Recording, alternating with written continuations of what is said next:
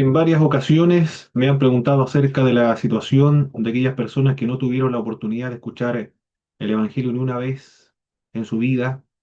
¿Qué va a pasar con aquellas personas? Tanto en otras partes del mundo, por ejemplo, en los países donde jamás se ha predicado el Evangelio, o qué pasa con los países o los pueblos prehispánicos antes de que llegaran el Evangelio o el cristianismo a estas zonas. ¿Qué ocurre con aquellas personas? En el libro de Romanos podemos encontrar algunas respuestas ante estas preguntas inquietantes para algunos de el fin y el destino de las almas que murieron sin haber tenido la oportunidad de escuchar ni una sola vez en su vida el nombre de nuestro Señor Jesucristo. El apóstol Pablo en el libro de Romanos, en el capítulo 2, verso del 1 al 16, nos presenta los criterios generales que Dios va a utilizar para el juicio. Estos criterios se pueden considerar tanto para el tribunal de Cristo como también para el juicio final.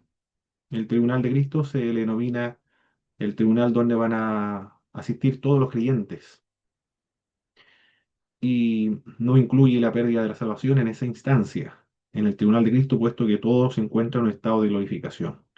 El juicio final está destinado o se utiliza normalmente para referirse a todos los incrédulos después de 1000 años, para el sistema del pre-tribulacionismo y premilenialismo. Los criterios que Dios va a emplear para el juicio final, en primer lugar, será según verdad, nos dice el capítulo 2 en el verso 2 del libro de Romanos. Mas sabemos que el juicio de Dios contra los que practican tales cosas es según verdad. En el capítulo 1 ya el apóstol Pablo había comentado cuáles son los pecados de los gentiles. Y ahora está indicando y se está refiriendo al pecado de los judíos. Aquí nos dice que el juicio que Dios va a emplear será según verdad. Siempre concuerda con la verdad y la absoluta justicia. Esto no siempre ocurre en la sociedad, puesto que el juicio que ocurre aquí en la sociedad es muy diferente. Del mismo modo como ocurría el juicio de los judíos hacia los gentiles. No todos los juicios están de acuerdo con las más altas estándares de la verdad, sino que dependen bajo ciertas condiciones, como por ejemplo la competencia de los abogados y también los criterios de los jueces, la posibilidad de contratar a más abogados también que tienen mayor preparación. Ellos son los que ayudan a determinar y definir un juicio, ¿no? Siempre se basan según la verdad. En el juicio de Dios, nos dice la Sagrada Escritura, será según verdad. También en el verso 5 del libro de Romanos capítulo 2 señala que será un juicio justo, pero por tu dureza y por tu corazón no arrepentido atesoras para ti mismo ira, para el día de la ira de la revelación del justo juicio de Dios. Este juicio entonces, nos dice el apóstol Pablo, será un juicio justo. Por lo tanto, podemos descansar ante la pregunta que nos inquieta: ¿qué ocurrirá con aquellas personas que no han escuchado el Evangelio ni una vez en su vida? Lo que va a ocurrir, podemos estar seguros de que será una acción justa de parte de Dios. Será un juicio justo y será según verdad. También nos dice en el verso 6 el apóstol Pablo que el juicio que Dios va a llevar a cabo para con toda la humanidad será un juicio según las obras, el cual pagará cada uno conforme a las obras.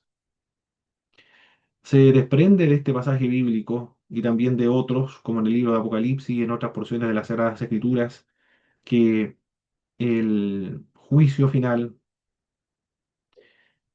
aquellas personas que se pierdan, tendrán un grado de castigo, del mismo modo como los creyentes tendrán un grado de recompensa. Los incrédulos que cometieron actos atroces, como Stalin, por ejemplo, o como Mao Zedong o Mao Zedong, Hitler, entre otros psicópatas criminales de la historia de la humanidad, van a sufrir consecuencias mucho más terribles de aquella persona que no conoció el cristianismo, pero sin embargo fue una persona religiosa, como los jainistas, incapaces de comer o de hacerle daño a algún insecto, por ejemplo. Será distinto el grado de castigo para los incrédulos en el infierno, como la recompensa de los cristianos en el cielo. se desprende por el hecho de que cada uno será juzgado conforme a la obra que haya realizado. La salvación, si bien es cierto, no es por obra, sino es por medio de la fe en nuestro Señor Jesucristo. Sin embargo, el juicio está relacionado con las obras que nosotros realizamos mientras estemos en nuestro cuerpo. El juicio que Dios va a emprender, según lo que nos dice el apóstol Pablo también en el verso 11, será imparcial. Dios no hará acepción de personas para con Dios. Todos serán juzgados imparcialmente porque para Dios todos son iguales. Para Dios no hay un privilegio especial para un grupo de personas con algunas capacidades en cualquier área, puede ser militar, política, económica, intelectual, no importa. No hay ninguna condición que diferencie el juicio ante Dios. Todos son iguales y todos comparecerán ante el juicio de Dios y nadie tendrá un trato diferente o privilegiado delante de la presencia del Señor, sino que será un juicio imparcial. Distinto al juicio, tanto en la historia de la humanidad como, por ejemplo, si se investigan los tipos de juicios en las legislaciones antiguas, como el Código de Hammurabi, otros códigos caldeos o de otras naciones, donde se hacía una diferencia social y también diferencia de género. El juicio de Dios será un juicio imparcial, no habrá ninguna diferencia. También será conforme a la ley de Moisés, en el verso 12, porque todos los que sin ley han pecado, sin ley también perecerán, y todos los que bajo la ley han pecado, por la ley serán juzgados. Aquellas personas que conocieron la ley de Moisés serán juzgados conforme a la ley de Moisés. Se refiere al cuerpo de mandamientos entregados por Dios a través de Moisés al pueblo de Israel en el monte Sinai.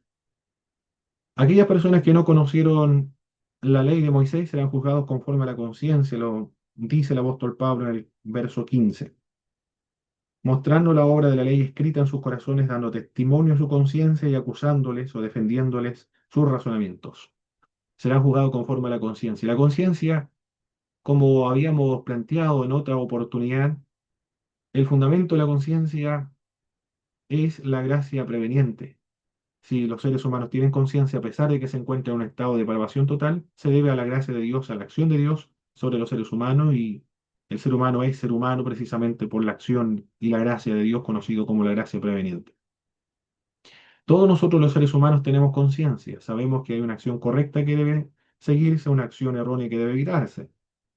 Cuando hacemos lo bueno, la conciencia aprueba; cuando hacemos lo malo, la conciencia desaprueba.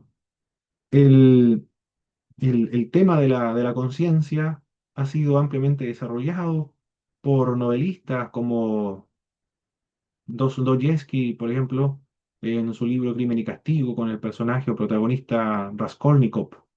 En todo ese libro habla acerca del peso de la conciencia después de haber matado o asesinado a dos personas. Raskolnikov siente el peso, el agobio de su conciencia. No puede dormir, no puede comer, se sueña con el difunto, tiene alucinaciones, se aparta de la sociedad, se aísla y no puede ver a su familiar, a su mamá, a los ojos porque se siente culpable. Todos nosotros tenemos conciencias. La conciencia existe porque Dios implantó esa conciencia, esa naturaleza moral que hay en cada uno de nosotros. Aquellas personas que conocieron a Jesucristo serán juzgados conforme al Evangelio de Jesucristo. Eso es lo que dice el verso 16. En el día en que Dios juzgará por Jesucristo los secretos de los hombres conforme a mi Evangelio. Aquellas personas que no conocieron la ley de Moisés, conocieron el Evangelio, conocieron a Jesucristo, serán juzgados conforme a la ley, conforme a Cristo, conforme al Evangelio. Aquellas personas que no conocieron el Evangelio serán juzgados entonces según su conciencia, serán juzgados por sus obras, y este juicio será verdad, será justo y será imparcial. Estos son criterios que Dios va a utilizar para el juicio final, no son medios para salvarse. Porque eventualmente, hipotéticamente, alguien podría suponer que pudieron haber un grupo de personas antes de que conocieran el Evangelio, antes de que llegara el Evangelio, pudieron haber vivido vidas perfectas en cuanto a su conciencia y obraron perfectamente conforme a su conciencia. Sin embargo, el apóstol Pablo, este optimismo, esta posibilidad,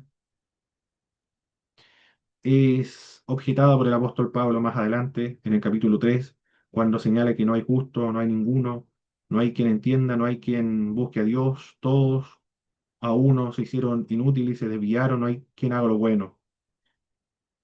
Y finalmente el apóstol Pablo concluye, por cuanto todos pecaron y todos están destituidos de la gloria de Dios, en el capítulo 3 del verso 23 del libro Romanos, por cuanto todos pecaron y están destituidos de la gloria de Dios.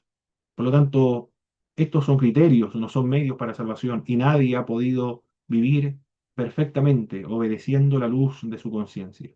Hipotéticamente alguien podría salvarse por medio de la conciencia y obrando rectamente, pero en la práctica, y el apóstol Pablo también lo confirma, nadie ha vivido perfectamente y conforme a su conciencia, por lo tanto, todos se encuentran en el mismo estado de pecadores, tanto gentiles como judíos. La única posibilidad, la única forma de poder salvarse y ser aprobado delante de Dios es por medio de la fe en la persona del Señor Jesucristo, de cual el apóstol Pablo más adelante en el libro Romanos lo comienza a desarrollar.